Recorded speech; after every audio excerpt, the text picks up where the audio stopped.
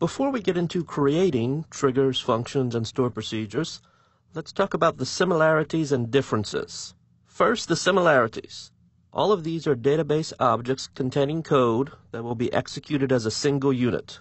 These things are similar to what other development platforms might call a method, a subroutine, or a module.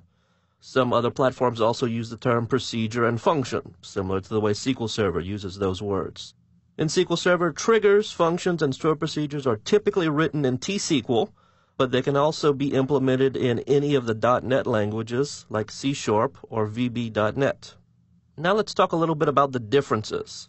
Triggers and stored procedures are allowed to change data and commonly do change data, whereas a function is not allowed to change any data.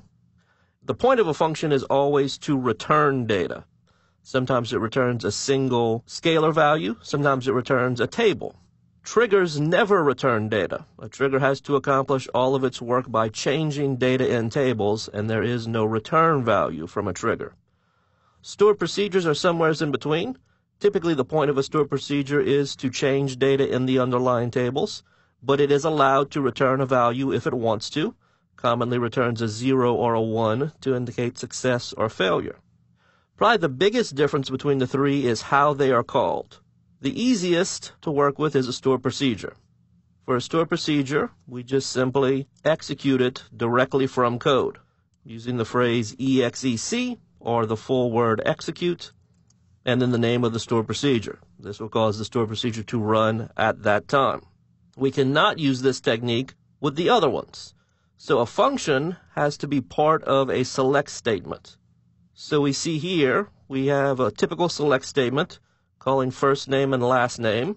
But if I wrote a function that combined that into full name, I could just use that in line with the select statement. I can use a function in the column list of a select statement. I can also use it in the where clause. I could also use it in the order by clause of a single select statement. These are all functions that return scalar values. It's also possible for a function to return an entire table, and that would replace the table name here. We're not limited to just select statements. We can also do the same thing with update, insert, and delete statements. So something like this, where we're using a function to filter a delete statement. Calling triggers is yet again a third technique. There is no way for me to issue a command that causes a trigger and just a trigger to run.